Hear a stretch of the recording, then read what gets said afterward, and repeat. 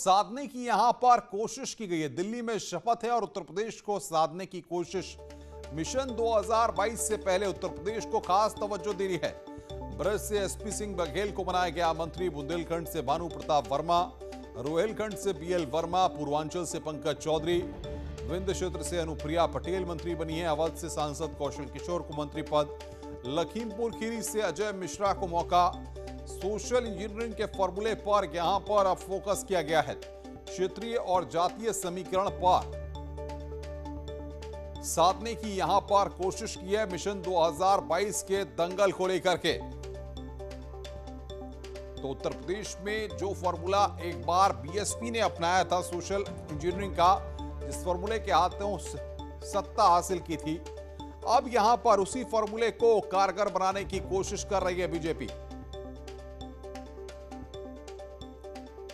और बातचीत करने के लिए हमारे दो संवाददाता इस वक्त हमारे साथ जुड़ रहे हैं। अनामिका सिंह लखनऊ से और हिमांशु त्रिपाठी आगरा से।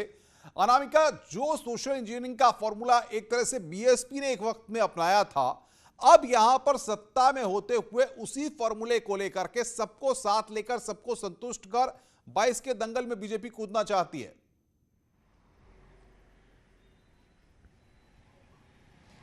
और देखिए अनुपम, बिल्कुल ठीक कहा आपने। सोशल इंजीनियरिंग ही है यहाँ पे, जहाँ पर मोदी मंत्रिमंडल का विस्तार होता है, लेकिन खास फोकस, खास विशेष नज़र उत्तर प्रदेश पर होती है। अगर यूपी की बात की जाए तो 7 चेहरों में अगर देखा जाए तो 3 ओबीसी, 3 अनुसूचित जाति और 1 ब्राह्मण का चेहरा यूपी से शामिल किया गया है।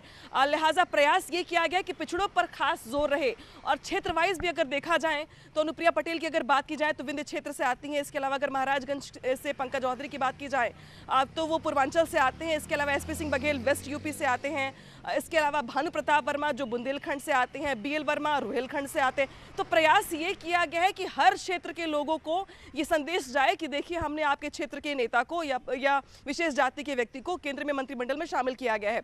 लखनऊ में अगर कौशल किशोर की बात की जाए तो जाति से दलित है वो, पासी है वो, लेकिन मध्य यूपी से आते हैं। तो 7 चेहरों को अलग अलग क्षेत्र से, अलग अलग जाति से अगर बात की जाए तो केंद्र में मंत्रिमंडल में स्थान दिया गया है। और अगर देखा जाए इस तरीके से ओवरऑल तो 7 में से सिर्फ एक ऐसे व्यक्ति हैं, अजय मिश्रा टेनी, जो कि लखीमपुर से सांसद हैं, वो ब्राह्मण चेहरे। बाकी अन्य अगर 6 चेहरों की बात की जाए तो पिछड़ों से आते हैं, 3 जिसमें ओबीसी और 3 अनुसूचित जाति है।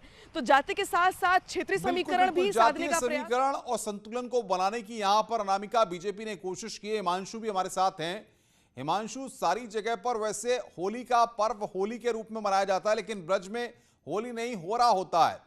बताइए जरा, आगरा में और ब्रज क्षेत्र में एसपीएस बघेल के मंत्री बनने के बाद किस तरीके का जश्न है और किस तरीके से समीकरणों को साधा गया है?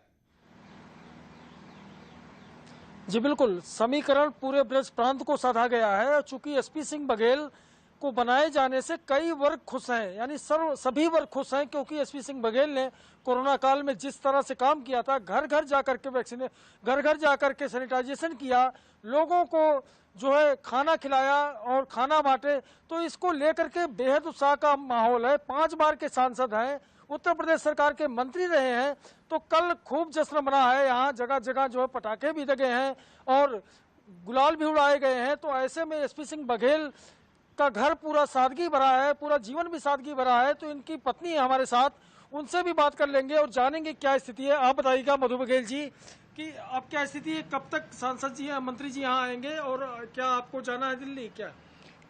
अभी मेरी उनसे बात हुई थी तो आदरणीय प्रधानमंत्री जी के कुछ आदेश हुए हैं कि 15 तारीख से पहले नहीं जा पाएंगे, क्योंकि कुछ उनकी मीटिंग्स वगैरह चलेंगी या उनको कुछ इस मंत्रालय के विषय में समझाना होगा। तो 15 तक वो वहीं रहने वाले हैं, 15 के बाद आएंगे। पार्लियामेंट सेशन है तो उस विषय में उन्होंने जो नए मंत्री बने हैं उनको कुछ जानकारी देनी होगी, इसलिए नहीं आ पाएंगे। तो आपके पास फोन लगातार आते रहे, कार्यकर्ताओं में किस तरह से आपको लगता है उत्साह है? कार्यकर्ताओं में बहुत जोश है और बहुत लोगों ने पटाखे छुड़ाए और मिठाइयाँ बांटी। बहुत ही ज़्यादा उत्साह देखने को मिला।